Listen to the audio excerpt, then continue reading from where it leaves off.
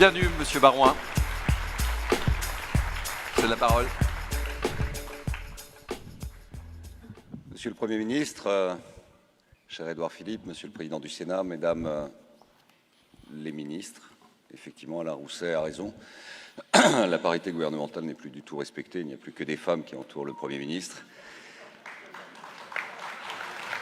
Et c'est bien, je vous salue avec respect et avec l'amitié, la fraternité qui est liée à la franchise de nos débats. Jacqueline Gourault le sait, je voulais lui dire que nous allons avoir du pain sur la planche. Je voudrais dire à Alain Rousset que nous sommes sensibles à son accueil de ce matin. Le café était très bon d'hier soir, le vin était très bon. Et c'est une région tellement magnifique, chaleureuse. Et je voudrais évidemment vous remercier toutes et tous, présidents de région, de convier les maires de France par la voix de leurs représentants et les présidents d'intercommunalité aux côtés d'Hervé Morin et de Dominique Bussereau pour inscrire dans la durée ce qui est un moment qui, depuis un an, vit et rythme les débats entre l'État et les collectivités locales, c'est-à-dire la vitalité de territoires unis. Je serai bref, nous aurons l'occasion au cours des prochains congrès d'évoquer les positions des départements sous l'impulsion de Dominique Bussereau et de toute l'équipe d'ADF, et naturellement le Congrès des maires de France qui s'inscrira, lui, dans l'encadrement terminal du mandat des maires élus en 2014. Vous serez là, Monsieur le Premier ministre, vous honorerez de votre présence ce dernier congrès du mandat municipal. Nous parlerons et nous évoquerons évidemment tous ces sujets. Deux, trois réflexions très brèves sur les sujets d'actualité. Une minute de silence a été observée en la mémoire du président Chirac dans cet hommage national qui donne toute la dimension à un homme qui a servi la République. Tout a été dit, ou presque, au cours de ces 4 derniers jours. Un point a moins été soulevé, et je croise le regard de Dominique Bussereau, si proche de Jean-Pierre Raffarin. Ce fut sa décision de modifier notre loi fondamentale pour inscrire dans ses articles constitutionnels le fait que désormais, à partir de 2003, la République était décentralisée. Je serais tenté de dire, même Jacques Chirac, même le gaulliste, même le président du RPR, même le grand serviteur de l'État, même le haut fonctionnaire, profondément attaché, comme nous le sommes tous, à un État fort, puissant, cohérent, capable par son équilibre de corriger les différents handicaps territoriaux, sociaux, humains, personnels, économiques et donner aussi toute la dimension à notre pays. Même cet homme, chef de l'État, a demandé à la représentation nationale de modifier la loi suprême pour affirmer que désormais la République était décentralisée. Et depuis lors, singulièrement depuis 5 ou 6 ans, nous ne cessons d'observer le contraire. Matin, midi et soir, le mouvement qui est engagé est un mouvement de recentralisation permanent, comme s'il y avait un problème culturel, d'acceptation jusque et y compris à la lecture de notre Constitution. Problème culturel, mais vous le savez bien, nous en avons discuté, cher Édouard Philippe, à plusieurs reprises, sur le fait que c'est un changement de culture que nous appelons. Alors le Président de la République, à l'issue du grand débat, a accepté en quelque sorte la main tendue que nous avons formulée avec Gérard Larcher, Hervé Morin, Dominique Bussereau, Territoires Unis, incarnant par là même la volonté générale de tous les élus ici présents et de notre pays pour engager une nouvelle phase de décentralisation. Je voudrais juste vous donner 3 exemples pour nourrir notre réflexion et les débats que nous aurons ensemble dans les semaines et dans les mois qui viennent. La suppression de la taxe d'habitation, qui en fait nationalise un impôt, on transforme le contribuable local par un contribuable national. Si ce n'est pas un acte fondamental et profond de recentralisation, je ne sais pas ce que c'est. Il faut bien mesurer que le transfert et la suppression de l'impôt au niveau de l'État est un acte profond de recentralisation. On supprime une liberté locale, un lien territorial entre le contribuable, administré, usager d'un service public, et celles et ceux qui sont chargés de le représenter, pour le mettre dans les comptes publics, 23 milliards, en nous expliquant que finalement, c'est la première fois dans l'histoire qu'un impôt est supprimé pour ne pas être remplacé. Ah si, il est remplacé par quelque chose. Il est remplacé par de la dette. C'est-à-dire qu'il est gagé sur les générations qui suivent. Donc le débat que nous allons avoir ne va pas être uniquement le transfert du foncier vers les communes ou les intercommunalités, supprimant par là même, deuxième élément de recentralisation, l'autonomie complète et la libre administration des collectivités départementales, puisqu'ils n'ont plus, avec la disparition annoncée du foncier, la possibilité d'avoir la plénitude de l'approche des politiques publiques qu'ils vont porter en matière sociale.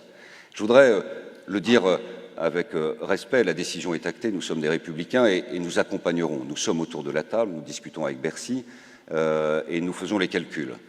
Mais quand même, comment parler de décentralisation et de l'autre, constater à regret la suppression d'un effet de levier fantastique que représentait ce lien et cette capacité de mobilisation et de nourrir les recettes de nos territoires.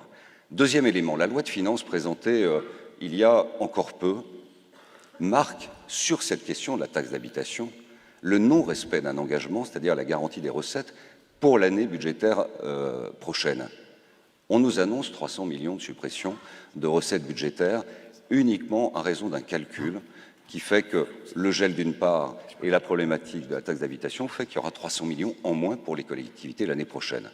Je saisis l'opportunité de votre présence ici, Monsieur le Premier ministre, dans le cadre des arbitrages qui vous appartient de décider, pour demander à votre majorité, naturellement, de corriger cela dans le débat qu'il y aura à l'Assemblée et au Sénat. Vous l'avez fait à juste titre sur des mesures qui animaient de façon assez vigoureuse la société française sur les problématiques d'avantages fiscaux concernant les personnes âgées de plus de 70 ans. Il me semble que là, vous avez une occasion formidable de mettre en cohérence l'ambition légitime et naturelle que vous portez sur la décentralisation et, d'autre part, la réalité budgétaire que nous pourrons constater l'année prochaine. Je rappelle que ce sujet n'est pas médiocre. Il y aura des élections municipales, des gens vont prendre des engagements, vont mener une campagne, ils doivent savoir où ils vont mettre les pieds pour la gestion du prochain mandat municipal. Troisième élément de réflexion sur la décentralisation, et ce sera mon mot de conclusion. Alain Rousset a abordé, chacun connaît son engagement et chacun connaît aussi la réussite qui a été portée sur le développement économique de cette magnifique région. Je crois que là aussi, il faut que nous ayons une ambition élevée, collective, que nous n'y allions pas à reculons, que nous soyons vraiment aussi d'accord sur la définition de la décentralisation. La décentralisation, ça ne peut pas être la déconcentration, comme ça a été dit immédiatement en réponse à la proposition des élus.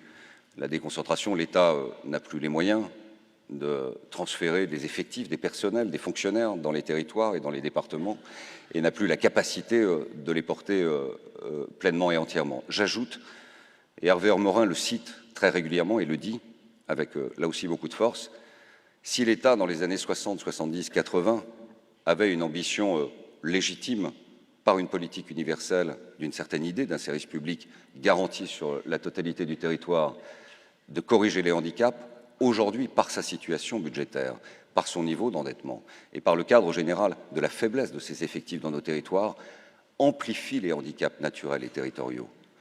Donc si nous demandons une décentralisation supplémentaire, c'est pour avoir plus de compétences.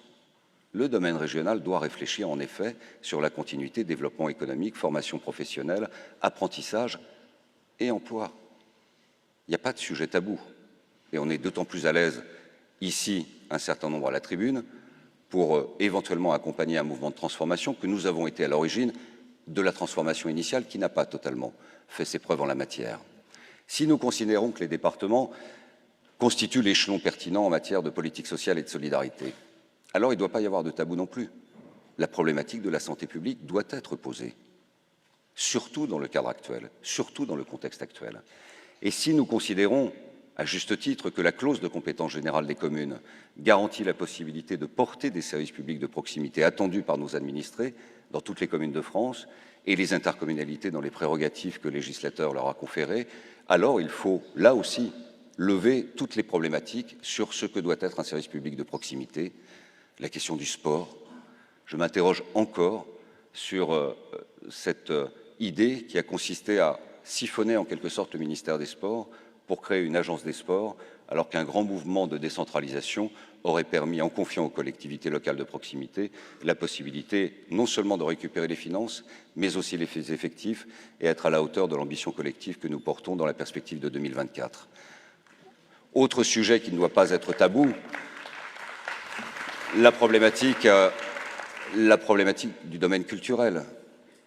Politique culturelle, c'est 3 idées simples, c'est 3 piliers, c'est 3 murs porteurs, c'est 3 poutres faîtières. C'est l'entretien du patrimoine, c'est l'égal accès pour tous à la culture, c'est l'aide à la création. Sur ces 3 sujets, est-ce qu'on ne pense pas que les élus locaux seraient, je ne dis pas mieux à même, ce serait désobligeant, mais en situation de porter une ambition élevée, là encore, sur ces 3 sujets? Le domaine du logement. Alain Rousset évoquait la politique de logement pour les jeunes. Nous posons la question de la problématique de l'APL et de la politique du logement national à l'échelle de nos territoires. Est-il concevable de continuer à avoir encore une lecture budgétaire de rendement par Bercy sur cette dominante de logement? Il y a d'autres sujets comme le tourisme et d'autres sujets encore le développement économique en partenariat avec la région. Voilà quelques éléments de réflexion à partager à travers ce congrès des régions. Je veux, et ce sera mon mot de la fin, rendre un hommage tout particulier à Hervé Morin. Je veux lui dire mon amitié. Je veux lui dire combien j'ai aimé travailler avec lui en sa qualité de président de la Normandie. Et je veux dire qu'il a donné aussi à l'Assemblée des régions de France, aux côtés des départements, une capacité non pas d'être en face de l'État, mais d'être aux côtés de l'État pour porter un discours cohérent au nom des valeurs de la République que nous défendons tous les uns les autres avec la même ferveur, avec la même passion et avec le même sens de l'intérêt général.